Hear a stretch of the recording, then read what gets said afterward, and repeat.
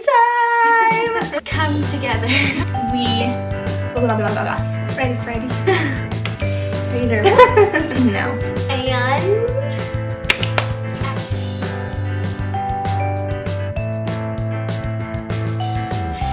hey everybody, welcome back to my channel. Today I have another twin time. We haven't done this in a really long time, like well over a year. Yeah. Last time was in Kansas City. And it was the cereal challenge. Yes.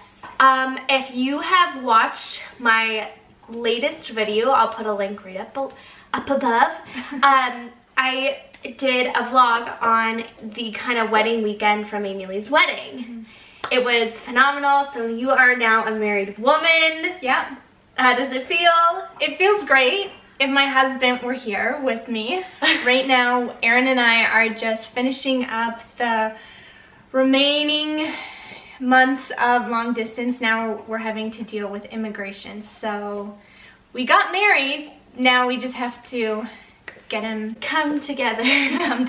So Aimee-Lee had a really amazing wedding, and the one thing is the entire time she was relatively stress-free. Mm-hmm. And so we decided to do a little video today on Aimee-Lee's 5 tips on how to have a stress-free wedding.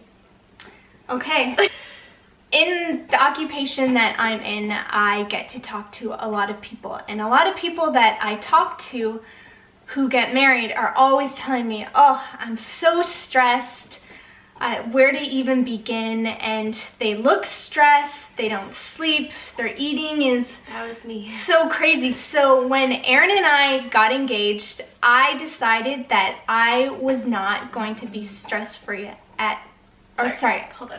Yeah. When Aaron and I got engaged, I decided that I was not going to be stressed, that I was going to have a stress-free wedding, and I was going to be as organized as possible. It's kind of like this challenge I made to myself that I'm not going to be stressed out. Now, I kind of had a bit of an advantage because Aimee-Lee got married and she paved the way for me. And one of our best friends, Rachel, got married.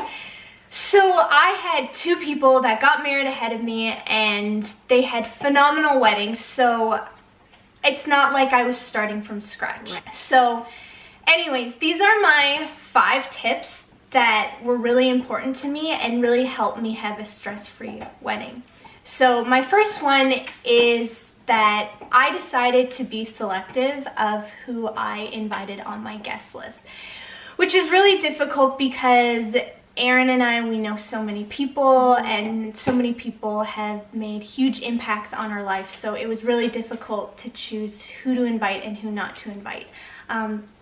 I fell in love with a small venue, and as soon as I saw it, I knew that's where I wanted to get married. So when Aaron and I made the list of guests we were going to invite, we just decided to invite people who were really meaningful to us, who really helped us in our 5 years of long distance, and people who supported us. And it was really bittersweet, but the nice thing when we did have our wedding, that Aaron and I, we got to spend time with each of our guests. It wasn't like we say hello to them and then we don't see them again, especially because we had people who came in from out of town. So it was really nice not only to be present at our wedding and not feel like we had to be rushed all over the place, but we had a chance to sit down and be present with our guests and to see how they're doing and to spend time with them. Yeah, and like at my wedding, so how many people did you have at yours? There was 78. 78 people. I had 175 people. So we only saw people once and we only got around to tables. I don't even remember eating. Like, for me, it was such a whirlwind, and that was the one thing with you guys. You guys were always at our table, like always going around, and it was a really small but beautiful room, so you were able to do that. And just to let you all know, I'm going to insert all these beautiful pictures of Aimee-Lee's wedding at the end of this video, so stay for that. Okay, so tip number 2 is? Tip number 2 is we decided that we wanted to invest in a good photographer. And I highly recommend investing in a good photographer. No matter what your budget is, you can always find, I feel like there are people out there who will be willing to work with you. Yeah. It's the only lasting memory that you'll have, and it's such a special day. And for Aaron and I, our wedding was really significant of so many obstacles that we had to overcome, being apart for 5 years, 2 different countries. Like, will we make it? Will we not make it? Will this day ever come? So hiring a photographer was a must. And as well as hiring a good photographer, hire a photographer that you get along with. So true. That makes you feel comfortable. Yeah. Yeah. Because I can be very awkward in front of the camera, believe it or not. No, I can be. And the photographer we used, she was so fun to work with, so easy and so accommodating. She was.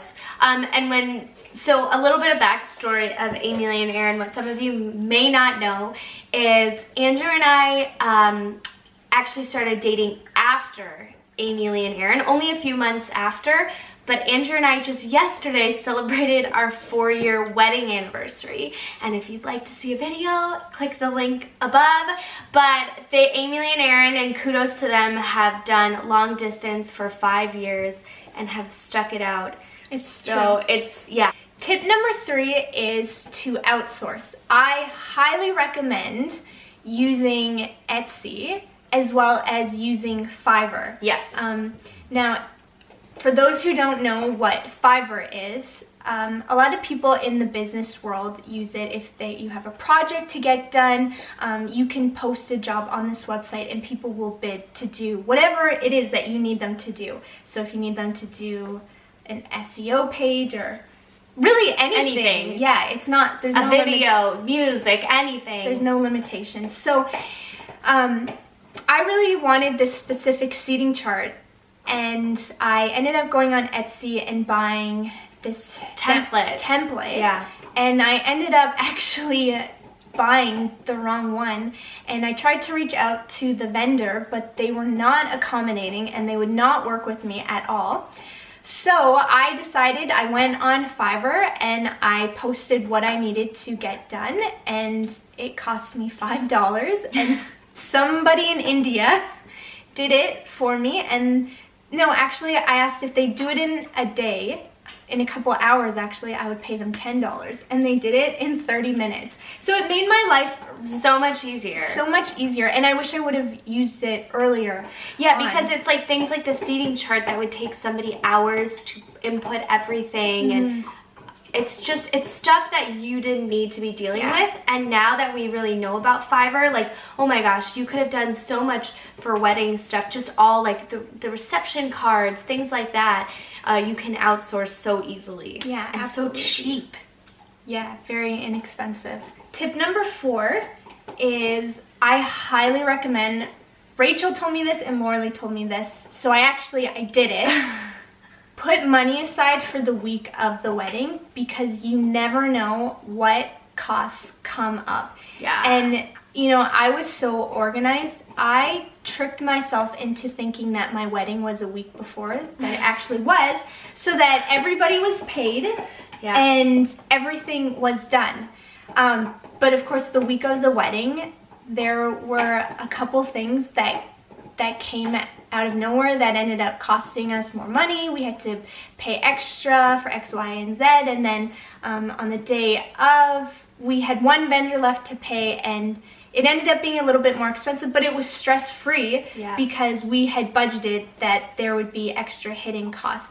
And so I highly recommend doing that. It makes things way less stressful, and leading up to the wedding, stressing out about finances is something that it's not worth it. No, and exactly, having an emergency reserve, because even like the day before the wedding, we were at Canadian Tire getting duct tape, and duct tape isn't cheap, you know, like maybe it's like $10 a roll, but when you're buying duct tape and you're buying stakes for the ground and you're buying all these things, it adds up, and those are the costs that you don't factor in when you're budgeting the wedding. And having a good chunk of that, because at the end of the day, if you don't spend it, you get to keep it and use it on your honeymoon. Absolutely. So it's better to overestimate than it is to underestimate. It'll be a lot less stressful. Yeah. Everyone thinks it's the big things that cost a lot of money. It's not. It's the little things that cost a lot of money. You're right. And yeah, because you of course budget for the big things, but you never budget for the little I have to go to the dollar store and get this. But this, 5 times. Yeah. We went to the dollar store so many times. Yeah, or a generator. Yeah. So random. Tip number 5 is I highly recommend taking a week off before your wedding.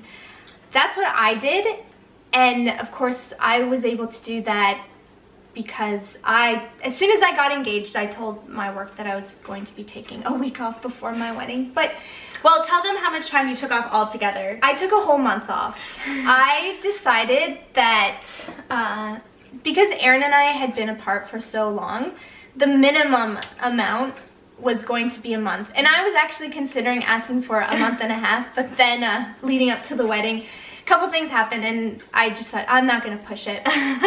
So I took a month off, but by taking a week off before the wedding, because we had people coming in from town and Aaron's family was coming in from town, I was so relaxed. We went to Wonderland, which is an amusement park. We went shopping. Out for dinners, like... And when extra things came up that if I were working probably would have thrown me off, but it wasn't. Yeah, or even if you had other stuff to do. Yeah. Like, it was just, we planned nothing for that week. I took from, like, the Wednesday... Sorry, Walter just, like, walked under the camera. From the Wednesday all the way to the following Monday after the wedding off. And it was so nice to be relaxed. Like, it kept feeling like, oh my gosh, we still have so much time before the wedding. It's true. Even the day of the wedding, because I took the week off, it allowed me to get really organized, and I made an organizational chart for hair and makeup for the girls and for food. So even the day of the wedding, there was no stress. I thought I would be a little stressed. Okay. Well, I'm the bride, but you so weren't, so that's all that matters. Yeah. I took the load and carried it for you. Thank you, Mo. All in all, it was really helpful having Laura-Lee and Rachel who paved the way for me. So if I needed to get something done or had a question, I would just talk to them and they would point me in the right direction, and that helped a ton. You know me, the wedding guru. Just joking.